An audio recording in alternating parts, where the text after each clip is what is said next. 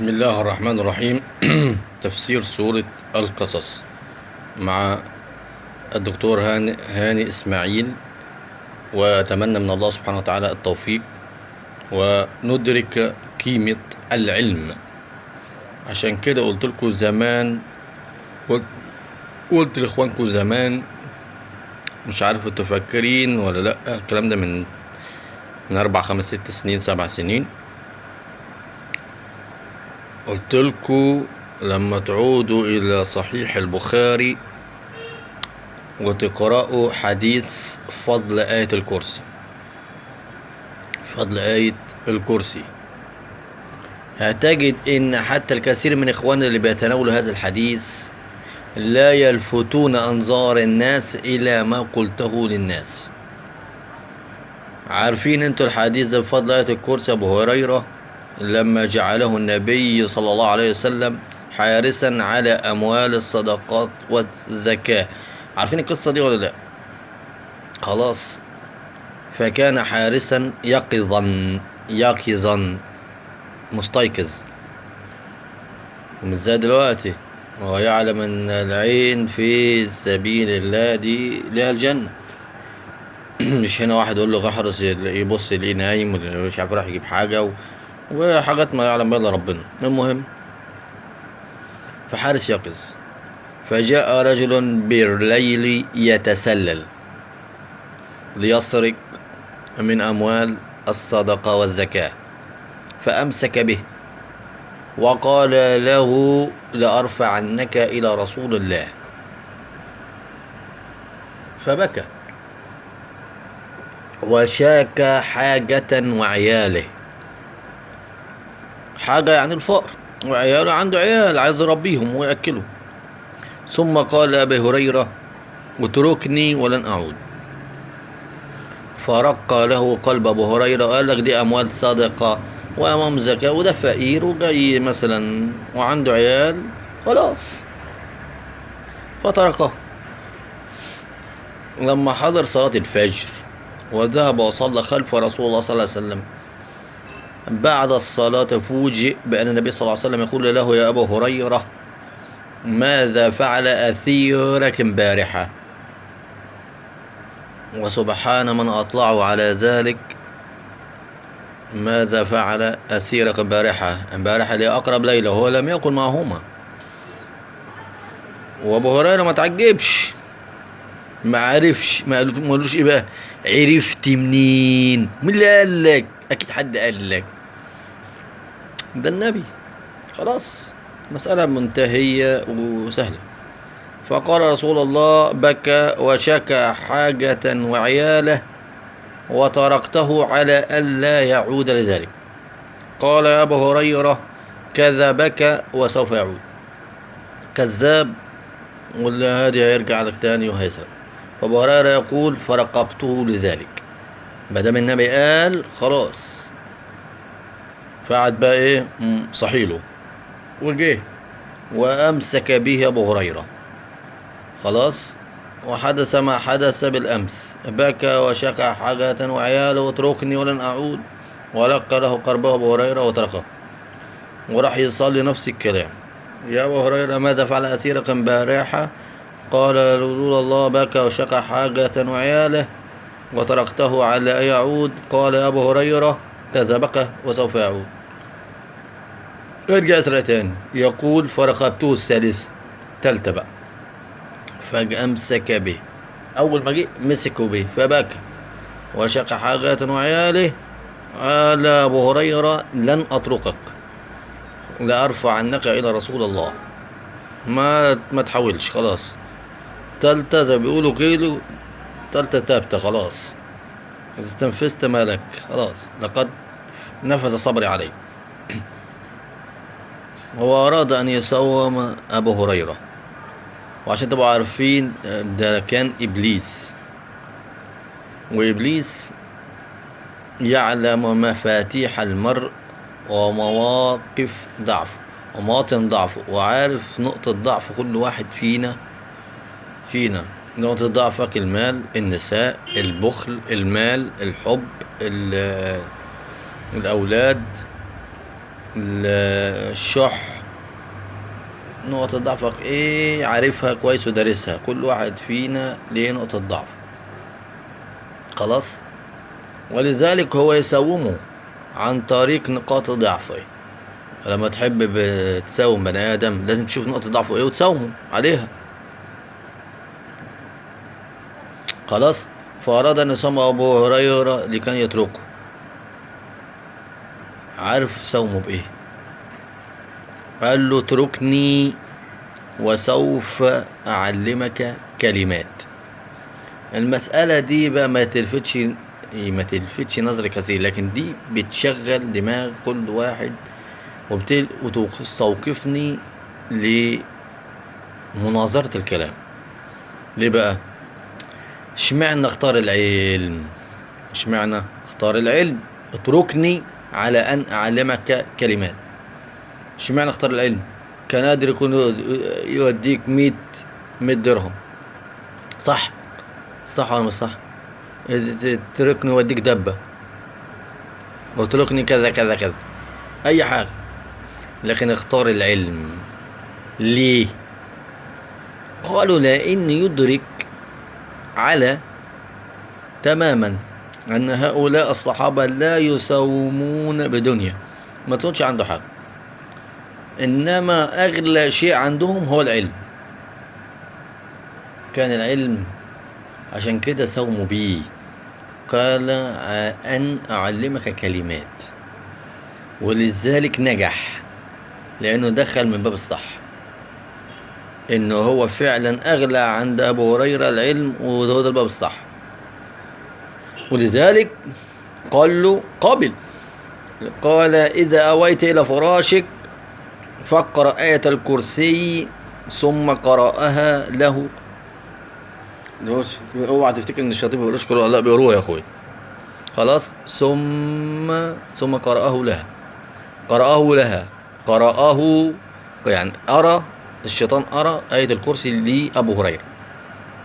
إن الله حافظ ولن يمسسك شيطان، مع إنه هو إبليس، حتى تصبح.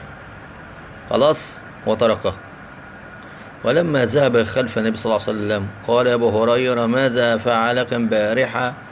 قال تركته وقد علمني كلمات. قال ماذا قال لك؟ قال إذا أويت إلى فراشك فآت آية الكرسي فإنها حافظا لا يزال، لأنه لا يزال من الله حافظا عليك، ولا يمسسك شيطان ولا يخربك شيطان حتى تصبح. قال أبو هريرة أتعلم منذ 3 تخاطب أنت بتخاطب مين 3 مرات؟ قالوا الله ورسوله أعلم. قال إنه الشيطان، والله لقد صدقك وهو كذوب. يعني قالوا لك كله صح، عشان كده بقت سنة، مع إنه هو من عادته إيه؟ من عادته الكذب. الشاهد الذي معي أن نشوف إبليس أدرك ومدرك إن أغلى شيء عند هذا الرجل هو العلم. العلم. تسأل نفسك ده موجود الآن؟ أنا قلت لإخوانكم قبل الثورة أيام ما كان الشرطة مستبدة، فكنت رايح 6 أكتوبر، وانتوا عارفين ربط البتاع أي حاجة. فاستوقفني أمين شرطة على بعد، قال له رخص اتفضل. أنا هاسب الرخصة. قال أنت مش رابط الحزام ليه؟ قلت له طب خلاص ماشي اسحبها. قال هسحب الرخصة. قلت له اسحبها. قال طب بص، من غير لما النقيب ياخد باله، من غير ما ياخد باله، إذا كان هو اللي مسرحك أصلا أنت هتشتغلنا. اللي بيستلموا شو آخر النهار، لكن أهو. قلت له ماشي. من غير والله العظيم أحد أمناء الشرطة تاب وجه وقال والله أنا كنت بقول لأمين الشرطة اعمل اللي أنت عايزه بس اديني 100 جنيه كل يوم.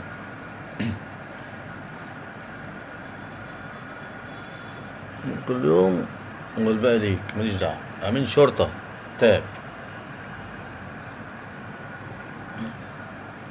فقال لي بص، من غير ما ياخد نقيب باله انا هاخد اديك الرخص وهسيبك، بس شوف هتعمل معايا ايه.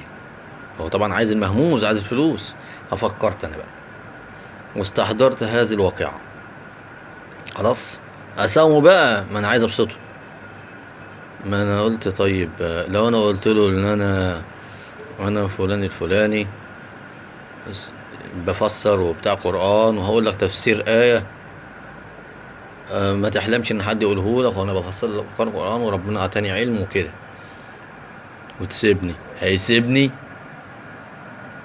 كان هيسيبني؟ ها؟ تفتكر؟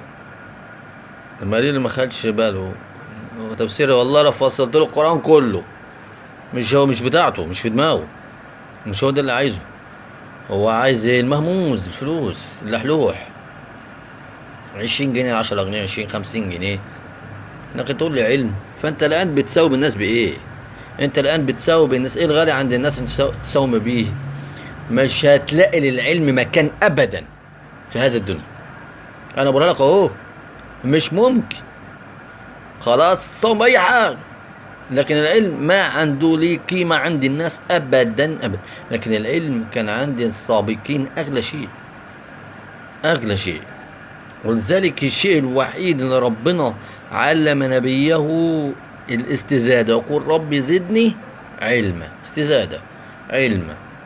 وانا بقول لك اهو، ممكن تعبد الله ولا قيمة لها، ترد عليك لأنها على غير علم. رب صائم إلا يأخذ من صيامه إلا الجوع والعطش، ورب مصلي الصلاة طلع عنه. عد بقى أي عبادة ممكن تأديها بغير علم يعود عليك ربنا. عشان كده قلت لكم زمان حديث المسيء خلاط ابن رافع، دخل يصلي ووقف واستقبل الكبرى وصلى وكل حاجة. أم النبي رآه فقال له عد صلاتك فإنك لن تصلي، اذهب فصلي فإنك لن تصلي. يبقى عندي المشكلة فين؟ في العلم، في العلم، في العلم. انت بتشوف،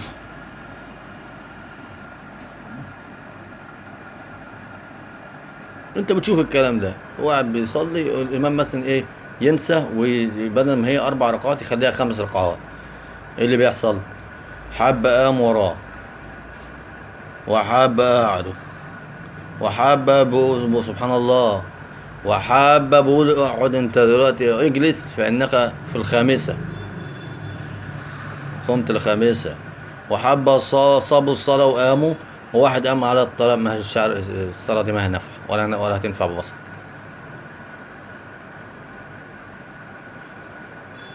والمسجد بيضرب في بعضه. شو ده اللي بيحصل؟ صح ولا مش صح؟ نفس القضية. لسه يا اخوانكم في مسجد ليس عندنا ببعيد، الخطيب جه مريض قعد على المنبر، والشيوخ قاعد بيهز معاه. المشكلة كانت موجودة خلاص. فجه قاعد وهو مريض، وجه نزل يقوم المصلين وهو قاعد برضه بعد ما خطب. اتفرج على المهزلة بقى. بعدهم يقول الصلاة دي مش نافعة. صلي هو قاعد ازاي؟ كان يجيب واحد غيره يصلي. والتاني يقول ايه؟ والتاني يقول لك لازم ان احنا نصلي كمان زيه. احنا اشمعنى هو يقعد واحنا ما نقعدش؟ والتاني يقول لك احنا قاعدين ليه؟ احنا هو على اصحاب. بقت معركة وما وصلناش لحل. ده نتيجة ايه؟ قلة العلم، قلة العلم، قلة العلم.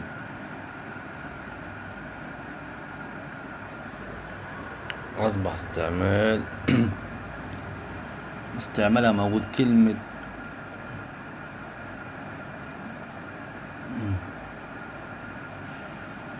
قارون دي قصة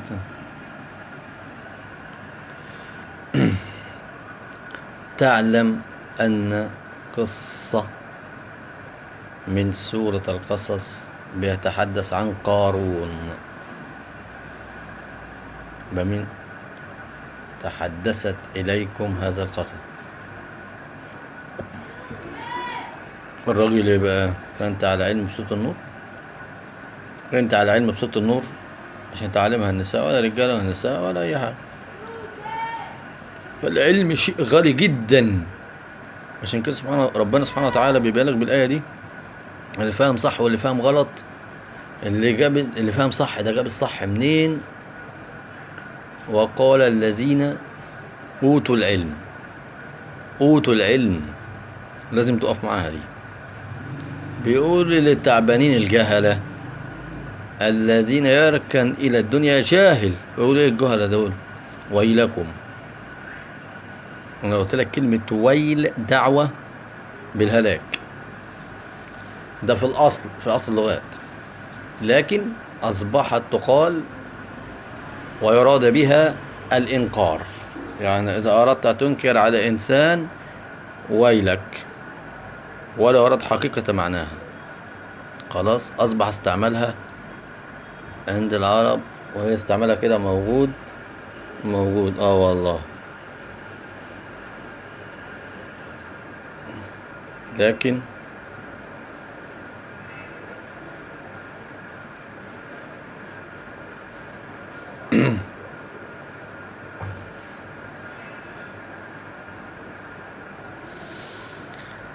تعلم اهل الدنيا صح، ولا قالوا اهل الاخرة اللي عندهم علم هو اللي صح.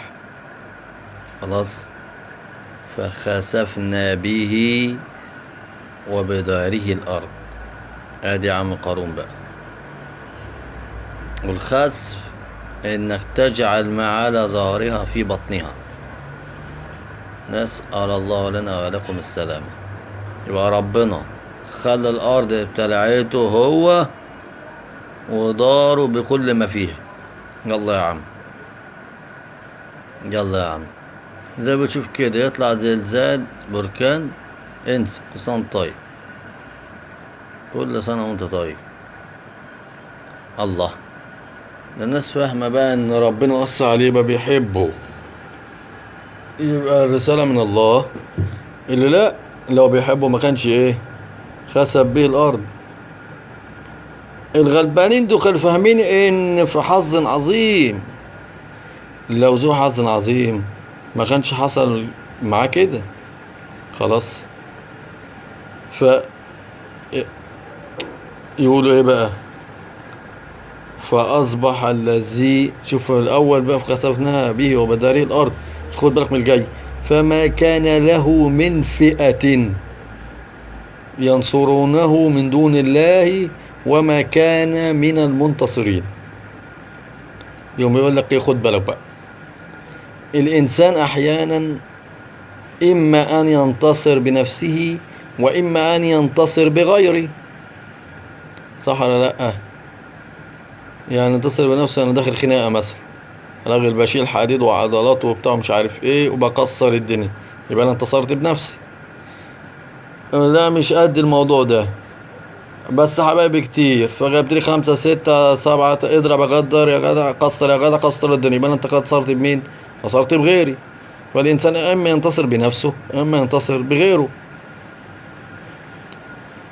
قارون اهل الدنيا كانوا شايفينه صاحب عز وقوة، وشايفين الهتيفة والخدامين، فكل ذي مال، كل ذي مال هتلاقي حوالين منه. مش كده ولا ايه؟ اه، كل ذي مال كده ليه عزوة. المال ما يعمل له عزوة. المنافقين والمنتفعين والضلالية والهتاشين وكله شغال، كله منتفع.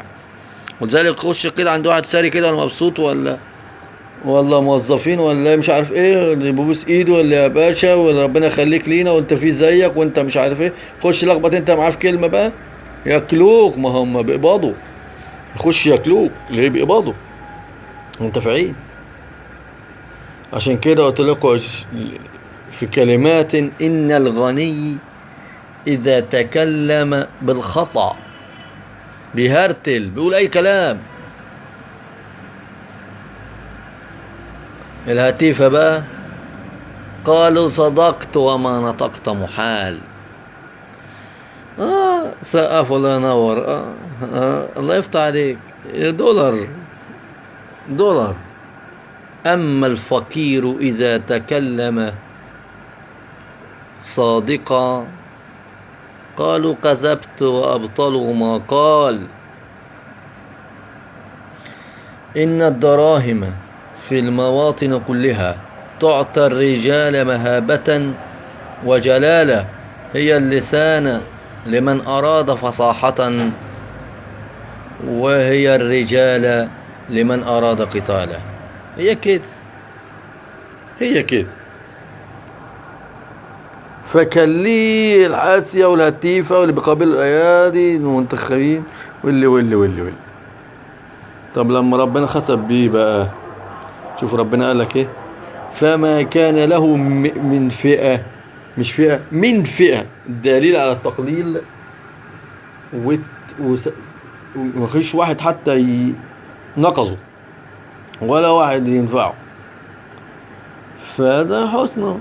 شوف لما كانوا وقع باعوه وبيبيعوه. واخر بقى عيون زكريا عزمي بيقبل الكوخ وبيقبل الايادي ويمسح الجوخ وينضف له البدله. اتخانق مع الشيخ الشعراوي الله يرحمه لما حط ايده عليه. بس لما حط ايده عليه، حط ايده عليه ازاي؟ ده رئيس جمهوريه، تحط عليه ازاي؟ النهارده بيتهم حسني مبارك بانه حرامي. قال لهم جت هدايا كتابة اسكندريه وسرقها وحطها في حسابه كده. كله بيع كله. فشوف ربنا: فما كان من فئة ينصرونه من دون الله. اللي كانوا بينصروا الهتيفة بتاعه الخدم والحشم مفيش. وكلمة فئة في اللغة العربية خلاص من فئة أو من فيء. فئة القلب يعني أملت القلب، والفيء هو الرجوع. والفيء هو الرجوع. فيقول لك الجماعة من الناس اللي بتلف حوالين الراجل، واخد بالك، يسموا فئة لأنهم يميلون إليه. أملت القلب، فئة القلب يعني أملت القلب. وبرضه من الفيء خلاص أن يعود إليه وينتصرون به. كل ده راحوا فين بقى؟ وسنة طيب. وذلك لا ينفعه لا دنيا ولا آخرة. استبرأ الذين اتبعوا من الذين اتبعوا ورأوا العذاب وتقطعت بهم الأسباب. وقال الذين اتبعوا لو أن لنا قرة فتبرأ منهم كما تبرأوا منا كذلك الله يريهم الله أعمالهم حسرات عليهم. كله بيتبرأ من كله، كله بيأكل. نفس القضية. خسف بيه خلاص، ما عادش حد يقول انا معاه خسفوني وياه، مش هيحصل. اللي يقعد يقول لك بالروح والدم، لا روح ولا دم، بوم كله طير. روح ولا دم، خلاص هو كلامه خلاص. لما كان له من فئة ينصرونه من دون الله. لذلك لما ربنا يريد هلاكا لعبد من دون الله ان يستطيع ان ينصره مفيش. يبقى اذا انتصر بمن كان حوله ولا انتصر بنفسه وما كان له وما كان من المنتصرين. لا قدر ينقذ نفسه ولا اللي حواليه قدروا ينقذوه. فلما يتخسب بيه غرفة 60 داهية. وهنا من أحلى الكلام اللي اتقال، من أحلى الكلام اللي اتقال عبارة قالها حسن البصري.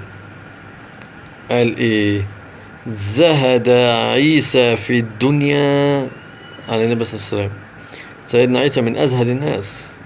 فقال: زهد عيسى في الدنيا فرفعه الله، وراق قارون إليها فخسف الله به الأرض. احفظها: زهد عيسى فرفعه الله، وركن قارون إلى الدنيا فخسف به الله وبداره الأرض.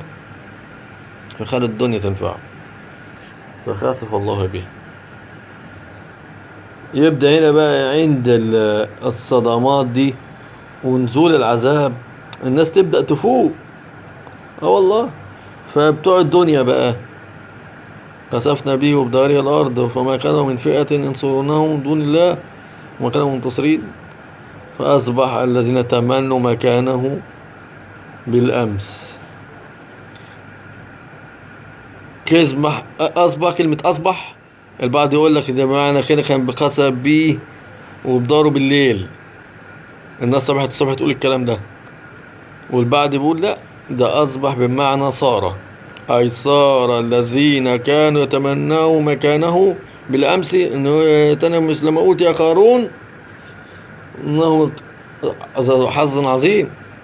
يقولون ويكأن الله يبسط الرزق لمن يشاء ويقدر، وكأنه لا يفلح الكافرون.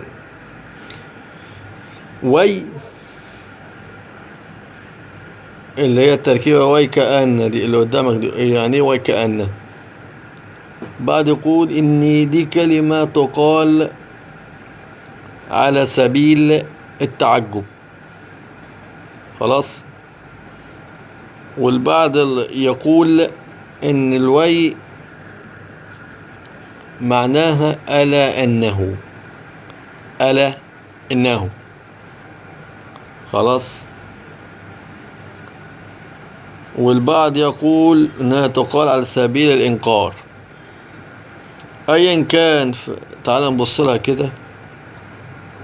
ويكأن الله، يا للعجب، غير التعجب مثلا، يا للعجب، عجبا من أمر الله يبسط الرزق لمن يشاء من عباده.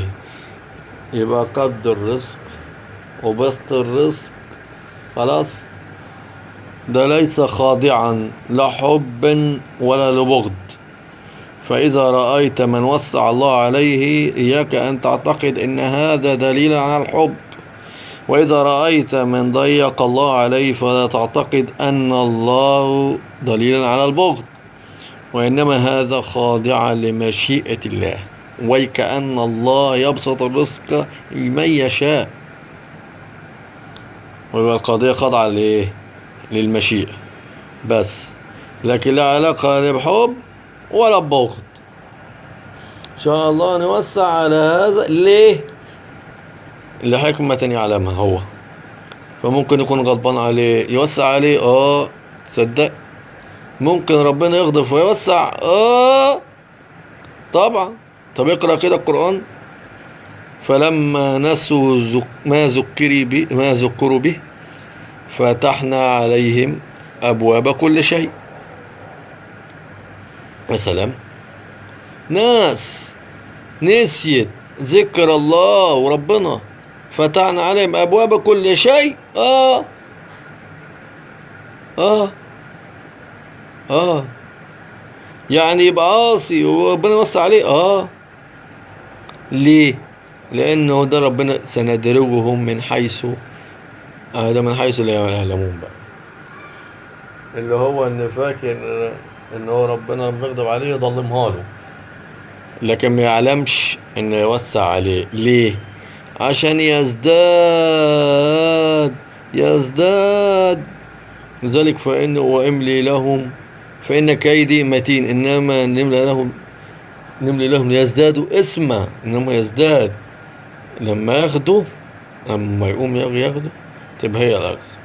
عشان كده قلت لك المثال اللي بقوله، لما تحب تقطم رقبة واحد ما تقعش من على الحصيرة، طلعوا للدور العاشر،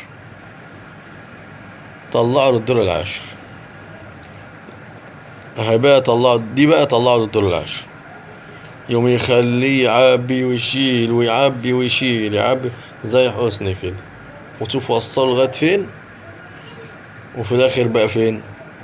بس هي كده. فإذا بقى غضبان ويدي، الناس مش فاهمة كده، يبقى راضي ويفقر. هما الأنبياء كانوا فقراء ازاي؟ إذا لا غنى ولا فقر دي علامة حب ولا رضا. لا لا لا لا, لا يا حبيبي، إنما دي خاضعة لإيه؟ للمشيئة. عشان كده أصحابنا دول فهموا الدرس. في ناس ما بتفهمش، في ناس مهما يحصل قدامها من دروس بهايم. ما الفلول اللي عمال يخرب الدنيا دول ناس بتفهم؟ ما بتفهموا، بهايم. وصلوا لغاية فين؟ شوفوا ياخدوا ازاي. ولا ينفع لا دنيا ولا آخرة، دايما تلاقوا منافقين. عشان تخص الدنيا الجنة حاجتين للذين لا يريدون علوا في الأرض ولا فسادا. خلاص، علوا في الأرض العلو الكبر. وقبل ما نتكلم عن الحتة دي، أبو معاوية يقول قصة: الذي لا يجزع لضيق الدنيا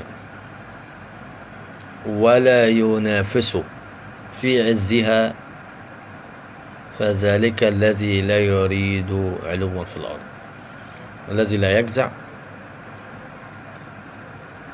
يضيق الدنيا، ربنا لا عليك في الدنيا، ما تجزعش وتكفر بالله وخلاص انا يئست وخلاص انا كرهت حياتي وليه يا رب، طب ما غير اهو، اشمعنى، طب ما هو واخد، هو راكب عربيات انا مش عارف اوصل.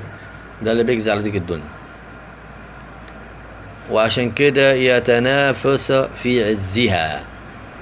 يبقى شايف ده بيع عربية عايز يجيب عنده عربية، شايف ده عنده عمارة جاب مليون عنده 2 مليون، بيتنافس. وتلاقي الدنيا شغلته كلها التنافس في الدنيا، مع ان ربنا ما عملش كده. التنافس فين؟ ربنا قال لنا في الآخرة انه وذلك فليتنافس المتنافسون.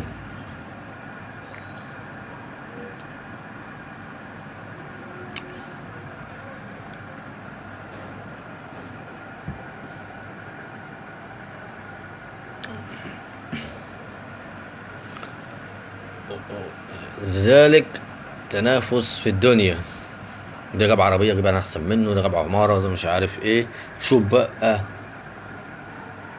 بيقول ان والله من لم يجزع لضيق الدنيا ولا تنافس في عزها فأولئك من الذين لا يريدون علوا في الأرض. كان في جماعة مساكين الطبراني كان بذكر الله رحمة الله عليه. خلاص، وعلي بن الحسين يركب دبة يمر على قوما مساكين، جماعة المساكين جلسوا يأكلون كسر خبز، عيش ناشف، عيش مكسر عمال ياكل. فلما مر بهم سلم عليهم، هو عدى عليه فسلم عليه، ثم دعوه إلى الطعام.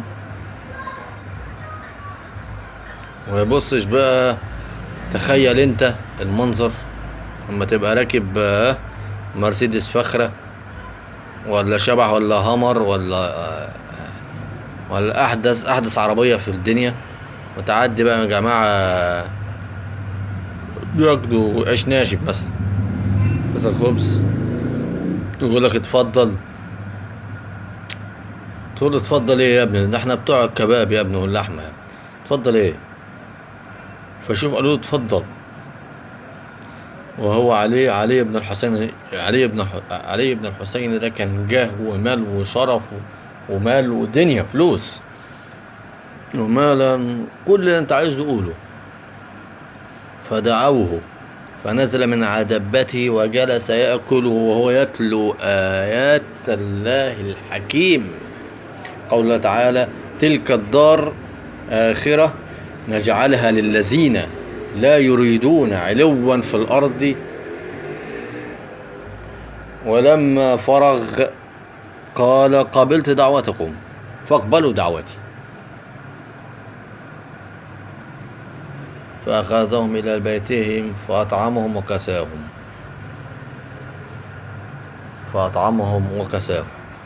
خلاص، إذا أنت عايز آخرة، اوعى الكبر، اوعى العلو في الأرض. زي ما قال أهل العلم بقى: الكبر آفة مهلكة تضيع الدنيا وتضيع الآخرة. الكبر آفة مهلكة تضيع الدنيا وتضيع الآخرة. اللهم أعوذ بك من الكبر يا رب العالمين. سيكون لنا كلام مع الكبر ثم نقف ولا فساد. تلك الدار الآخرة نجعلها الذين لا يريدون علوا في الأرض ولا فسادا. متى يكون المرء فاسدا في الأرض؟ تفتكر امتى؟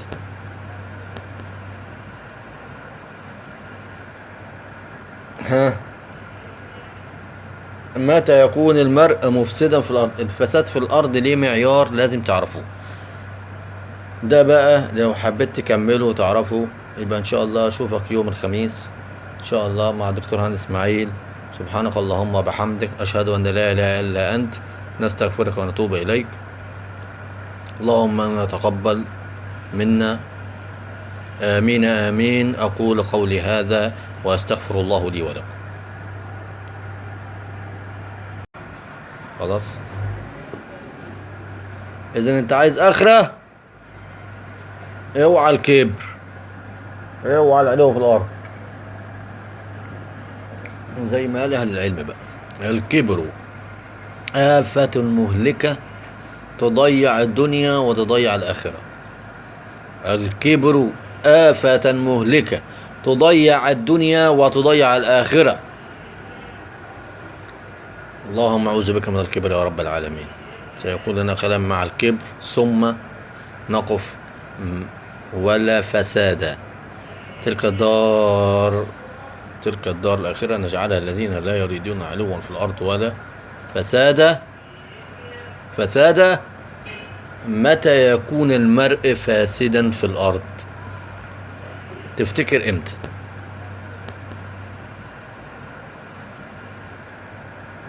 ها، متى يكون المرء مفسدا في الأرض؟ الفساد في الأرض ليه معيار لازم تعرفوه.